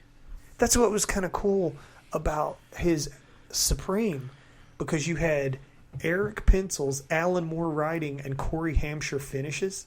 Mm-hmm. It was just a weird hodgepodge that you never are going to get regularly from him. But like you were suggesting rotating teams, right? Like Craig different was just playing with the idea of like arcs. Oh, like if you wanted to like take a breather and catch up with something else, someone could come in and do an issue or two. Right. Yeah, maybe. Or like if kind of like Spawn, think Spawn or something. Yes, dude. So, like, for instance, that would create that Spawn-like thing where you can be like, oh, the Capullo run was so good, or, you know, whatever else. Kind of like, I don't know, I think it would free him up, like you said, to just, I don't know, flex his creativity. Like, what would Erik do if he had, like, fucking, who's that guy that draws, he's a young guy, but he draws just like Art Adams, works at Marvel, Nick Bradshaw. What would Erik do? What kind of story would Erik write if he knew, hey, he had a Nick Bradshaw type doing the visuals? You know what I'm saying? I also think that helps kind of pull in new readers and keeps the title fresh, you know? Ooh, that's a good idea. Man. I hope he hears that one. That's a good-ass idea. I'm hey, sure man. he thought of something like yes, that. Eric. Yes, Raven. I'm sure he would never do that. Yeah, like that's fucking like the dream impossible. Yeah, he's you know listening what? to you saying, what a stupid idea. Yeah, he's laughing. Dumbasses. So basically, that's that. You know what? Hey, thank you for all the responses we had last time. Please write us in this time and tell us, hey, you know, if Ant changes art direction, what would you like Erik to do with it? You know what I'm saying? And of course, what's that email, Craig? SavageFINcast@gmail.com.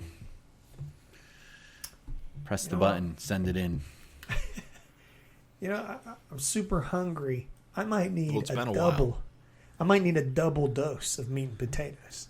Well, more an appetizer than a meal. Because while we did interview Erik recently about Ant number 1, we didn't really go over it in any detail. So it's probably worth just mentioning real quick what happens and what we thought of it. Although I think we talked about what we thought of it. Actually, I think that was a FINteresting conversation, so we're good there. But you're just saying basically we're just going to loosey-goosey. Yes. Just sort of tackle it. Not deep on this one. Right. It's mostly a flashback. Well, not a flashback. It goes back to the start of Ant's story. We see her as a child. Her scientist dad. I believe we're seeing it from like her quote unquote real point of view, whereas the Gully issues were more abstract. If I remember correctly, the Ant character is a character in her head. Right. In fact, we get a little taste of that in the opening, where we see Ant fighting the quote unquote Batman villains, as that is a thing she is drawing. Which I gotta say, coolest part of the book. which I gotta say, harsh, Craig. What? I liked it. That pinup was the coolest part of the book, I thought. I gotta say, a child of her age drawing like Erik Larsen is impressive. That's her imagination. You see her real art. Oh, that's true. Oh, right. Yes. And it stinks. I can tell what's going on.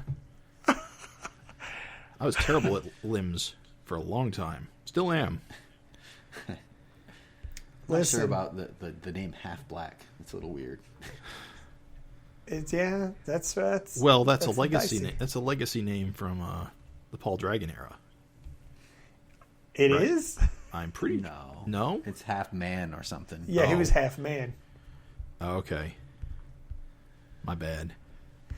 Fake fan. You know what? Hannah, little art direction here. If you're gonna draw Ant, you gotta give her ass. Sorry, kid. I think we get plenty. I can't approve it. Can't approve it. Yeah, I think we talked about this when we talked about issue 12. I thought there's... Well, she's in street clothes a lot, and then we get a good butt shot right at the end. Let me say Carrie Wolf is a total dickhead, and I love it. You've definitely got someone who Eric's building to just be like a hated presence in Hannah's life. Yeah. Goddamn, Carrie sucks. I love when she grows up and she's basically wearing the same outfit. Right, dude. You don't wear the same clothes as you did as a child? I do. Ball button-ups and blue jeans. Jim walks around the house in like full pajamas, the bunny pajamas. Yeah, Carrie Wolf's a total dickhead.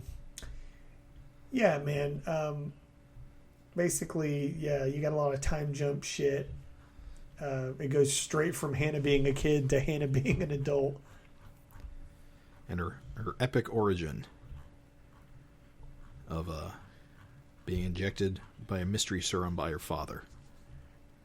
You know, he injects himself with it too. Is the really interesting thing? Yeah, I never read doesn't. Does he? I think. Oh, he does. No, you're misinterpreting. I would say it's a tangent, but not exactly. See, he's about to. Oh, see, he's got his sleeve. He rolls his sleeve up. Yeah, but you can see the needle coming out of the tube. Yeah, but why he's is he about rolling? to do it to himself, but then Right. he got shot, so it's too late for him. Oh, dude, there you go. Because if he would have done it, he could have used it to protect his daughter. Got it. I'm a simpleton. This is why we had to talk about it, so to point out Raven's mistakes. Well, no, I mean, I just, there's blood in the gutters on this sequence is all. But you're 100% right. He's about to administer it to himself, but then he gets shot before he can. I interpreted it as he gave himself a little squirt, and then he turned around and gave her a shot. Nope. I'm a dumbass. I actually wondered why he died. I was like, didn't he give himself the shot too? You're good, dude. You're good. And then, of course, we see her anemic, memory loss, and being I'm not sure what. Amnesiac. Did you just say amnesiac? Yes. Amnesiac. Getting recruited by this Apollo Steel America business soldier man. Yeah, he's awesome, dude. Just this big, giant, fucking weirdo. We didn't mention she did save her dad, even though he shot. She pulled him out. We know he's alive because he shows up in Right. issue 12. Well, yeah, but it's like she kills the special agent. But her first manifestation of her powers is that she kills her special agent. You see a lot of Hannah's got some issues here. She doesn't remember things. She says something happened, something bad. I don't quite remember. I got to be honest with you, fellas. I don't love it. Well, it kind of has to exist in order to explain the parallel storytelling. Correct, but Because I'm this is still the quote-unquote saying true history. right. I'm still just saying though that if I had my rathers, I would have probably rathered that Ant started clean and not bother itself with that too much. And instead, we very much have a Hannah that is in insane asylums and can't remember things. And I was kind of hoping that wouldn't maybe be the case. Hope she gets better is all I'm saying. Well, I think the reasoning is she got hit by a car, and that started giving her memory issues, maybe. Maybe not. She does get hit by a car, though. At any rate, let's get to why we're here. The real meat and potato. That was, as an appetizer, that was a wacky appetizer. So I remember when I first saw this cover for issue 2, and I had concerns as it seemed like a very throwback to the War on Terror and, kind of jingoistic, that sort of thing. Well, now it makes sense because she's been recruited and manipulated into doing this. Erik addressed this on Twitter in depth. Somebody said they didn't like that. They said they didn't like this imagery, that, they thought it was a vilification. And granted, Erik copped to that. He was like, yeah, I get it. He's like, I totally get that. He's like, but you got to understand. And he actually had a Savage Dragon. It was so weirdly convenient. He had a Savage Dragon dialogue where Malcolm's like fucking talking shit about people that like lump all, overseas folks in as like terrorists or whatever. And it's just, and like, he was like, here's the thing. He's like, you just can't have a protected group. He's like, so yeah, there will be some terrorists. He's like, but here's this very same, there are also people that are not. He's like, so I have both groups represented. He's like, so you just can't have safe groups. He's like, you have to write things. And I remember Kirkman kind of was taking some heat for that too. People were like, Kirkman, you kill minorities. He's like, no, I kill all kinds of people. He's like, all kinds of people die. He's like, I just don't have safe groups. So I think he kind of addressed it pretty good. And this is all addressed in the original. Just real quick, I just wanted to say, my interpretation of events is that she was manipulated. There were no captives. She was just sent in to kill people. Pretty much. Which to me... If you read the original series, she is part of a team that, again, she's a tool of the government. Right, but you can't take any of that series as factual because her memories have been tampered with. That's the whole point. Gadget Man says basically we're spoiling the end of this. we're going way out of sequence. But Gadget Man basically says she's weaponized.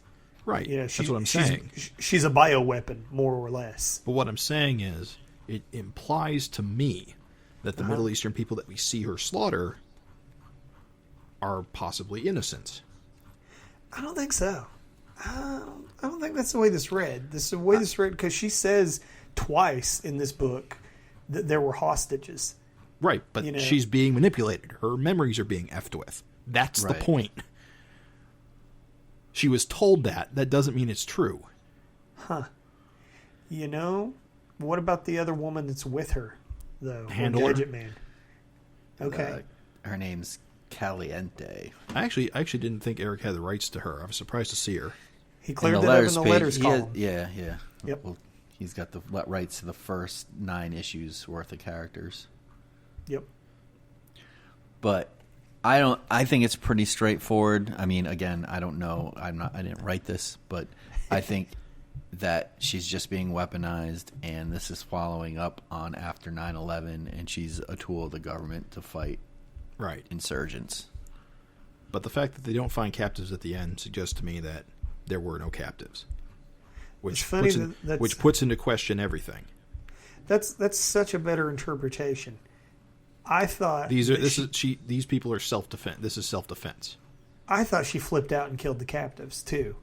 Well, I mean, it can be read that way, but I choose to read it the other way until your Erik says interpretation otherwise. Your interpretation is better writing. Mine was more of just like the way I interpret is kind of like a shock value thing. Like she just showed up and flipped out and fucking killed everybody. But your interpretation is better writing because it's like, oh, there were no captives. I was manipulated. That's good, dude. I think I like yours better. Actually, reading the very last page here, Gadget Man does say that her mission was to slay the insurgents that the U.S. government, had fortified and radicalized. So she's basically cleaning up their mess, the government's mess. It's also so I guess maybe they weren't nice people, but it's playing with the notion where and America does this, where like they set up dictators, Right. So Gadget Man's just having a little bit of a crisis of conscience because he's like, hey, you're in here killing these people, but we fucking put them in here. That's good. That's good. How old do you think she is at this point? It's an interesting point because we're jumping around time pretty good. Like, is she a teenager? No. She refers to this training with this facility. She's like someday I'm going to look back and think this is the happiest years of my life. Right, because they're not in modern day right now. And Erik has said that, I think, in the letters pages or somewhere or on Facebook. Like, we're going to get to modern day eventually. And don't forget, even like the events of Savage Dragon. I don't know if this is playing real time like Savage Dragon, but he said that Savage Dragon was 5 be. years ago. But Yeah, still, this is still, this is still Iraq or whatever. I think it's in that era, right? It's like some Desert Storm era shit. I mean, that's when it came out originally. Not Desert Storm. But No, not Desert Storm. no, War on Draven's saying Terror. Desert Storm. Right. No, it's War on sorry. Terror. You're right, not Desert Storm. What the fuck am I saying?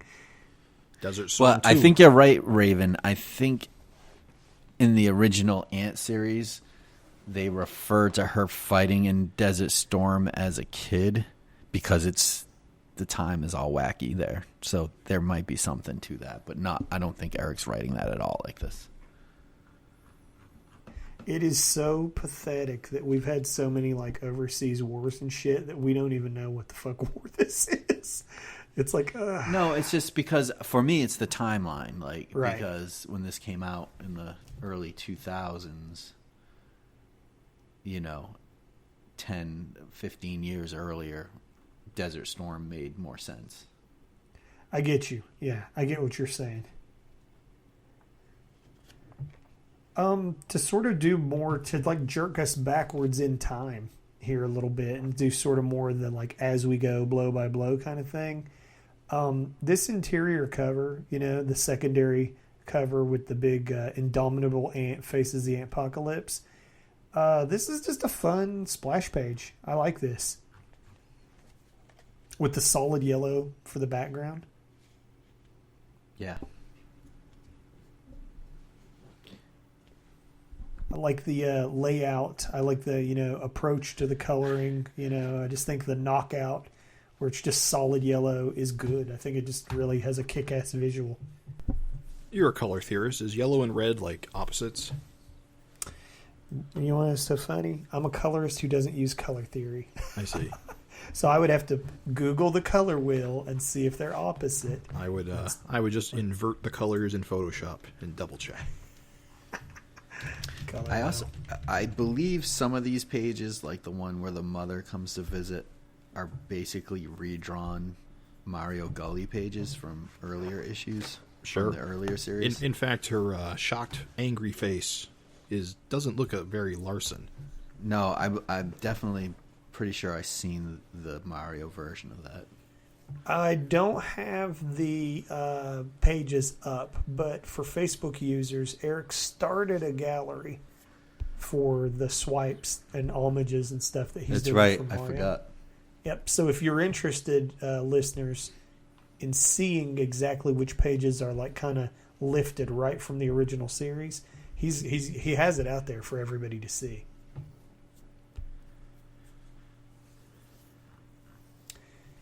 See how big Steel is next to his little assistant? She's very tiny. I'm just saying, I think Steel is just a cool, he's just a bald dude, but I think he's just an awesome character. And I think Also, the thing... I have to really appreciate his comment about checking the mitochondria being the powerhouse of the cell. I think we all had that science class. You really have no idea what you're talking about, do you? It's so good, dude. It's such a good reaction. Also, I appreciate that Erik is feels like more attention into body diversity. The assistant's not the cliche Erik Larsen woman.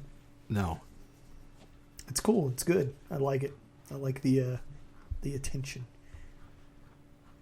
Yeah, there's a lot of great cartooning on different types of characters, just normal characters that look very.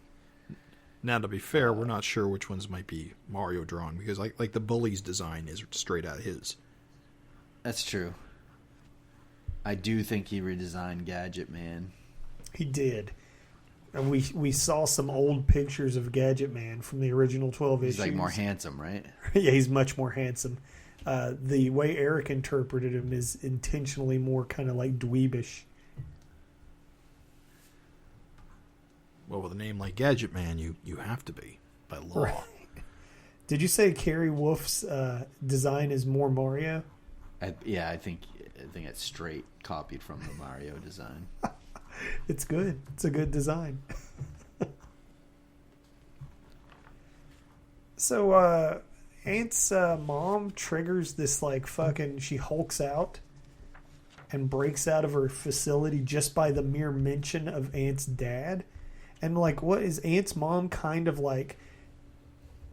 talks to fucking Hannah like she's not... like Ant? Like, what the hell? I'm a little confused on that. What do you mean? Right, I don't get why Ant's mom is just... Maybe is in this point in time, she doesn't know that she's Ant? I think she's just drawn the pictures of her fantasy character, right? Or no? No, I don't know if she is... What are you saying? You're not sure it's her actual mom? No, Well, you're no. saying you don't know. Her mother doesn't know she's Ant. Right. Like what I think yeah. is that Hannah's just drawing pictures of the ant, and her mom's like, "I wish you were actually the ant because you could." Got it. I didn't draw that I don't know connection. for sure.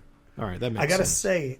say, me only knowing Ant from Eric's 12:1 and 2, that didn't read so clear for me.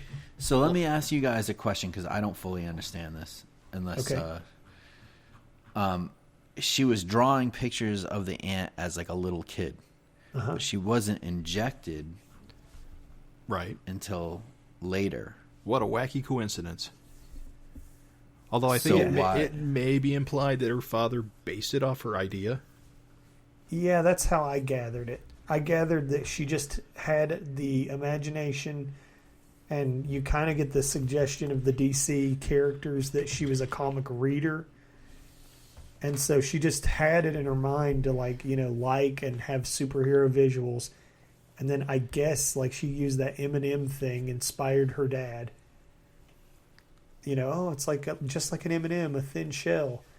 And then, like, when she gets ant powers, it's just a combination of she inspired her dad, and this is a character she always had in her mind anyway.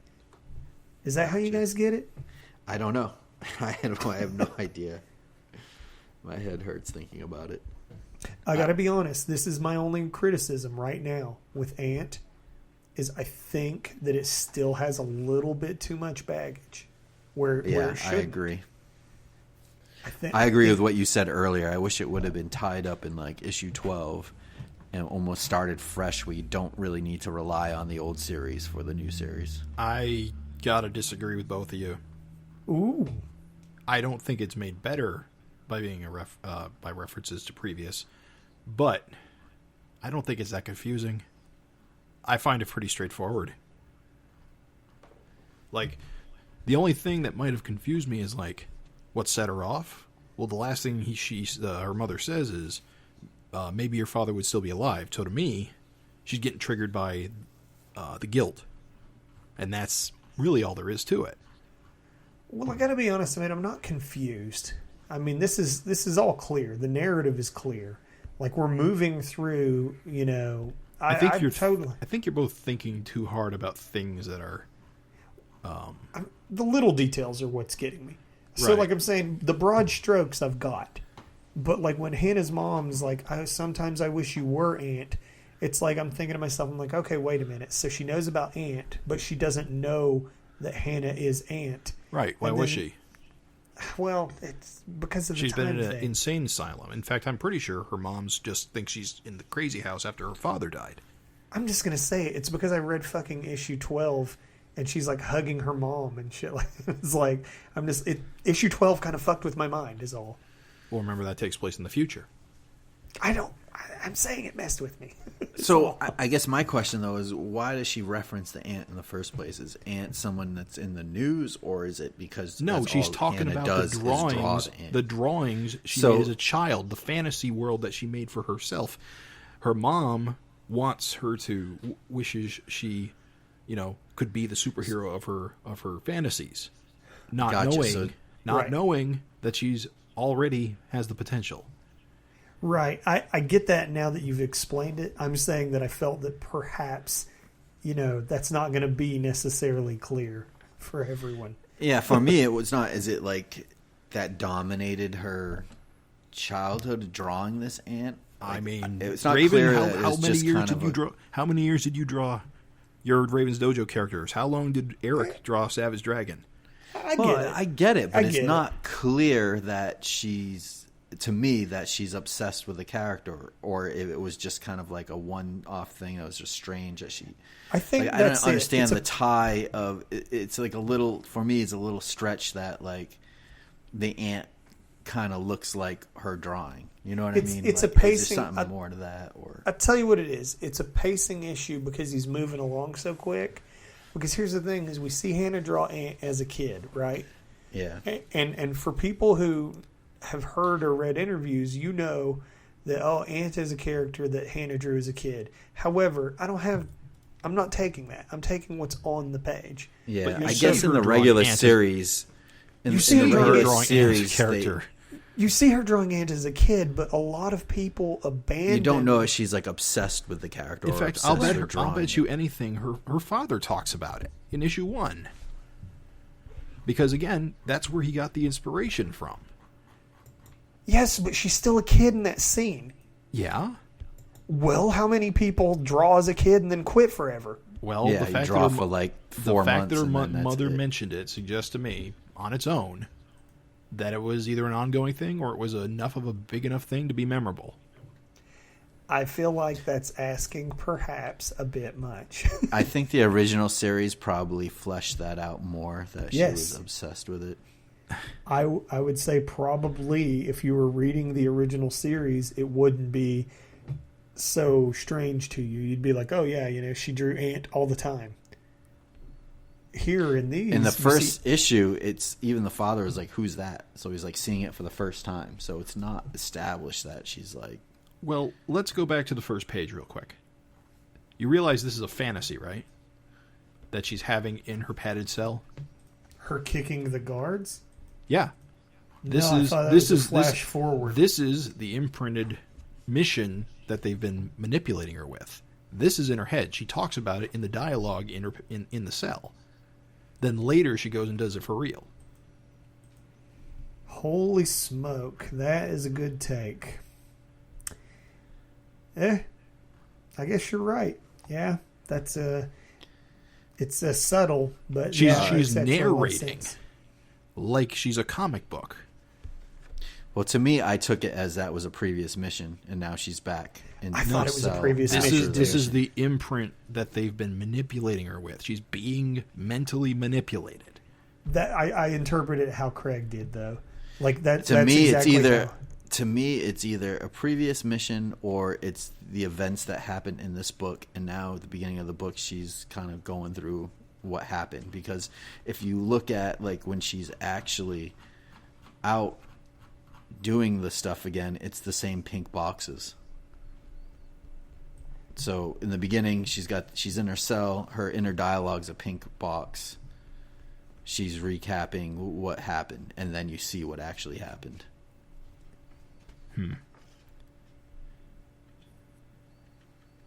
But I should point out that it appears she repeats some of the stuff she said at the beginning when she's getting airdropped in. Well, the repeating really helps me buy what you're selling. That, it is just like something that like, it's training. Like it's just in her mind. Like, this is just a thing she goes through. But I got to tell you, Jim, I thought she was just remembering a previous mission too. I thought that like, And then we see the mission. So to me, she's in her cell now. This is after Gadget Man took her out, brought her back. But that doesn't make sense because he's saying, I'm setting you free. You think being in the cell takes place at the end of the issue? No, it doesn't now when I'm reading it because he said he's setting her free. Because she's in an insane asylum, or at least a government facility masquerading as one, and because you can see when her mother visits her, she's got cage on her window. Right. No, I was thinking that it was she's sitting in her cell after the events of what happened. Because they took her out and now they brought her back. But it's not because he's saying, I'm setting you free. Right. He's turned off whatever the mental manipulation device is. So to me, she's just thinking of previous missions, unless I think she's repeating. She's repeating a mantra that she's been programmed with. So if we step back, we can see that there's some repetition, and it's intentional, I'm sure. But Ant also flashes back to her fucking childhood and other out of. But no, that's events. That's actually not a flashback. That's another fantasy in her head. She has a dream where she's an adult in school and nothing's different. It literally says, "I had a dream." Yeah, I had a dream where I'm back in school, Brooklyn. So what about the guys when they're like assaulting her in the alley and she kills them all? Yeah, that's real. She's fallen back into this mentality of that she's in school. That's why she got the backpack and the books. And then when the attack happens, and you see the aftermath, that's how she gets taken back into government custody, because you see her in her jumpsuit with the manacles on. I know you're going to say that it's not confusing at all, but can you see how I might, with all these jumping arounds and some things are real and some things are fantasy, can you see how I might be a little confused? Like, I realize it might be tricky, but like the whole premise is that she keeps falling back on these delusions and these fantasies. The reason she looks young is because in her mind she's young. Because you see her young going around the corner, and then you turn around and you see her all bloody in the alley. I don't love that, though, is what I'm saying. Like, as a reader, when we talked about Mario's aunt, the thing that was discussed that was problematic is that there was just too much questioning of reality and things jumping around. Like, was Aunt, all her imagination? Was it whatever? But that's the whole premise, is that she's been manipulated this whole time. Well, and we're seeing both sides now, whereas before we didn't see both sides. Well, to me, I can't tell in that double-page splash where she's in the insane asylum how old she is. Is she still a kid there? Looks like an adult to me. Like an adult. Looks like an adult to me. All of those captions that she's saying, like Jim pointed out, are all repeated in that scene below when she's in Iraq. I believe that scene in Iraq, she's a teenager or a young 20-something, and I believe the scene where she's in the insane asylum is years later. And she's thinking through what happened. It can't be, because after the alley scene, we see her in jail. She's been taken back into custody and returned to the government. She was younger. She's going through her whole life while she's in the insane asylum right now. See, listen, I'm going to say that. So I'm saying that the insane asylum is current day, and everything in this comic book is her thinking through different stages of her life. I think you guys Can I say I interpreted it the same way as you? And can I say that I don't feel bad? Because check out this dialogue. You say her getting beat up by Carrie Wolf is like, clearly a dream. But she literally says, I had a dream, or at least I thought it was a dream. Right. Hey, she can't tell the difference. So Erik, she doesn't know what's a dream and what's her memories. And she's sitting in that insane asylum. Exactly. And this whole book is her going through the events that she doesn't know is real or just a dream, and that's why it's repeated. Exactly. I'm telling you that I was on the same page as Craig. Me and you actually interpreted this the exact same. But I'm not saying, Jim, that yours is bad or that it doesn't work, but I'm just saying that I feel like, after talking to you guys, because what's funny is when I read this, I didn't feel confused at all. I was like, man, this is good. I love this. And I was like, but it's a little weird with all the jumps and, some things are dreams and she doesn't know what's real or even where she is or whatever. And after talking to you, I realized that this is something that is jumbled about. And I feel like it's either A, a problem for you, or B, it's kind of the way it's written. Like, it's meant to be a little bit confusing. Well, yes, it is. I mean, that's the whole idea. Right. And so now that we've arrived at that, can you see how that might not be great? But there's always dialogue to recontextualize what you just saw. The page right after the alley scene, it says, the trial didn't go well, the hearing, whatever. I ended up behind bars. Months later, I'm back here, wherever here is, which means this takes place after she escaped the first time. I also get that to me, there's she's still going through like all of her life to date. That's what I'm saying. And clearly you have, so like, check it out. I get there's continuity clues. For instance, Steele loses control of Hannah and his whole division. Like, this new leader is over the division and Steele has no sway. And that's new. So I get that there's huge continuity clues that we're moving forward. But I still feel like Craig may be right. This is also how I interpret it. That although we are moving forward through her life from childhood to adulthood, that she is narrating her life from potentially that cell. What makes me think that is because all those dialogue boxes are exactly identical and repeated. And I know what you were saying, Jim, but that's what makes me think that she's going through all this in her head. I think it can be both. I think it's all real, except for the parts that aren't. Well, I think it's all real. I think it's more linear than you guys are taking. I think you guys are struggling with the fact that it's actually more linear than it looks. I think it's linear. Now, check it out. I do understand that it's, like I said, we're moving forward through her life. Yeah. She's even talking about, like, it started with her as a kid, and then she talks about, like, the leaps and times. Erik mentions this in the letters column. He's like, yes, it's a couple pages. He's like, but I have a box that says years pass. He's like, after all, entire science programs aren't created and then dismantled in the space of, weeks or whatever. It would take years. And so I get that we are moving forward through time. And I think that the only present day panel is the one that she's in the padded room. Agreed. I believe that the page after that continues from issue 1 when she was a kid and got stabbed in the butt. Like, they're checking through everything because she just got stabbed as a kid. Right. With a needle. Her mother is there when she's a kid, and it's all her sitting in this padded room going through all of these points in her life. Right. And I mean, there's even the dialogue clues of, like, her, like, oh, looking back, that would be the best days of my life. It's like, that's a reminiscent. She's reminiscing. You know what I mean? About her days training. And then, like, even when she's jumping from the airplane, she's like, oh, I trained my whole life for this, she says to Gadget Man. So it's like, she spent most of her life in that facility. Like, she's telling you that. No, she's been programmed to believe that to be true. She is programmed. I get that she's programmed, but I also think her history, her confusion, we're moving through this life, is part of a program that she has been implanted with. No, I just think she's just got a kill switch where she flips out and kills people if they want her to. It's way more complicated than that, and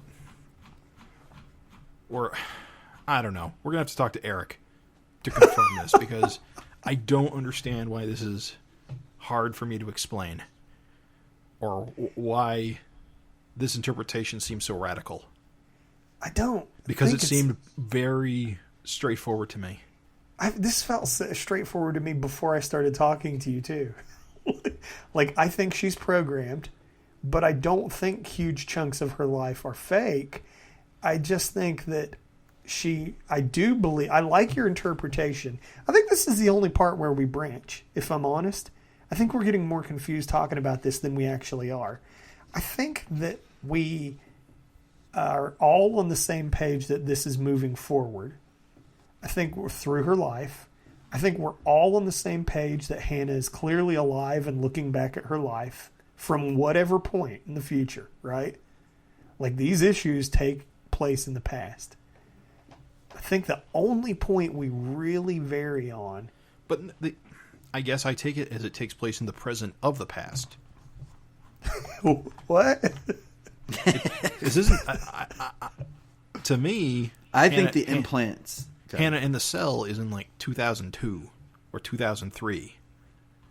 Oh, I get you. I get you. So you're saying... All right, so that's your point of contention, is you're saying that the cell, the crazy cell, is not in the present. It isn't 2022.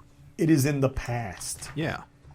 We haven't gotten to the present. Well, we got to the present in issue 12. We got to get there first. I just am not 100% sure, but I feel like she is reflecting on the past from the cell. because she says, I would defeat them all, meaning they are already defeated from this point that she is remembering. Now, I get where you're saying, Jim, that she is being programmed. I think that's a super interesting theory that actually I had never considered, and I like it. But I also can't say that that's how I first blush read it. When I first blush read it, I read it like how Craig read it. That like this is the present. I do think she's got implants and they're screwing with her memory Yes. so that it's foggy for her to understand. But I Agreed. do believe that what's pictured on the pages are things that actually happened.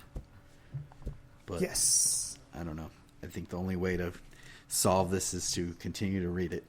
Yeah, we'll see where issue 3 goes, where it picks up. I agree.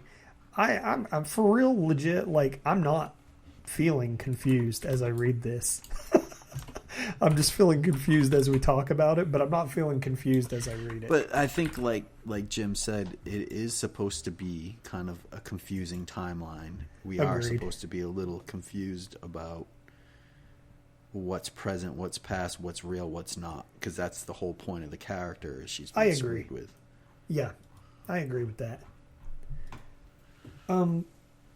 You know what? We've been talking about this whole big thing. I don't feel like we've given like some of the super key moments their due. I think that this issue was more solid than any of the Erik's previous ants. I think it was better than 12. I think it was better than 1.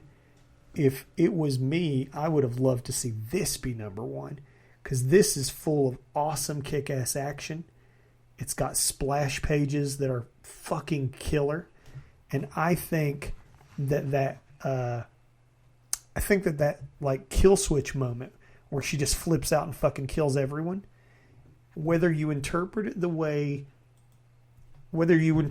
Jim did, where it was like, oh shit, there were never any real captives, or whether you interpret it the way I did, where she flipped out and killed everyone, I think it still lands either way. I think it's like really fucking interesting either way. So I think that this would be a better number 1 than number 1 was. You know what I'm saying? Right. How do you guys feel just overall? Like, just give it a rating. Well, I like this issue a lot. I think it's an 8 or a 9. Wow. I think it looks good, and I think what Erik's doing with the story is compelling. More so than I thought it might have been, seeing as it would cover a lot of the same ground as the original series. Cool. So you're more on board with Ant than Oh, you yeah. were. This issue was very good to me. Cool. I'm going to agree with you. I'm going to give it an 8. I do think that it did a whole lot better than the previous issues did. I just to end, I don't mind being a little confused as a reader, because guess what? You gain clarity as you get new issues. So it super doesn't matter. I don't give a shit. I actually like reality questioning stuff. And Jim, I enjoyed talking to you, because if your interpretation ends up being real, that's cool. I like it. I think that's a very cool interpretation. I'll just end by saying I love the addition of letter art, like art that is like in the letters column. Ken Albury did that, and it's super cool. I think that's awesome. More people, I wish, would do art that is just printed in the letters column. And this is a really awesome letters column. It's got some really good letters. I don't think we're really going to get into it, but please, if you're listening, take a moment to read some of these letters. I think that this is one of the more engaging letters that even, Savage Dragon has even had. So I think this is a cool letters section. I'm glad to see it. Love the back matter. Love the extra unused cover for 3. Just to me, this, you know what? Talking about it, with all that extra stuff, I'm going to bump it up to 8.5. Craig? I'm still at a 6, I think. I don't know what I rated the last one. I'm not fully on board with Ant yet. It's interesting. I'm intrigued. If 5 is average, I'm slightly above average. I'm not as hooked yet. I don't think it's horrible. I don't think it's, I think it's enough to keep me interested in going. I am a little concerned about what the next issues will hold. If it's just kind of a rehash of what already happened, I'll be a little disappointed. Same. But Yeah. I would just, I just want to kind of keep moving and see where this goes. Right on. I don't like when people just kind of judge kind of a series after like 2 issues and stuff. I believe we got to give it space to grow and let it kind of flesh out a little bit, and then I'll have a better opinion of it. That's fine. You know what? I could see where you would have a 6, dude, because I get it. I'm not the biggest fan of the kind of looser art. I enjoy it here and there. I like tighter kind of inks. Mm-hmm. So that's part of it. But like I said, the story has not fully grabbed me. We'll see, though. I'm going to give it time. Fair. That wraps it up. Hey, dudes, ant number 3 is probably already going to be in your hot little hands by the time you get this, but let me just solicit it for you anyway. The Spider and the Spawn. It's a groundbreaking Spawn Ant crossover from a whole new perspective, as Ant pursues the deadly King Spider. Spawn finds himself drawn into her adventures. Now they'll have to work together to shut down this callous killer and the even darker menace behind him. And there you go. So yeah, that's it for this episode of the Savage FINcast. Of course, you can always leave a comment right into our FINteresting Conversations, or just want to say hi to our email at savagefincast@gmail.com, or leave us a message on our website, savagefincast.com. And as always, you can find us on iTunes, YouTube, and Spotify, and Anchor FM. So thanks for listening. Thank you, everybody.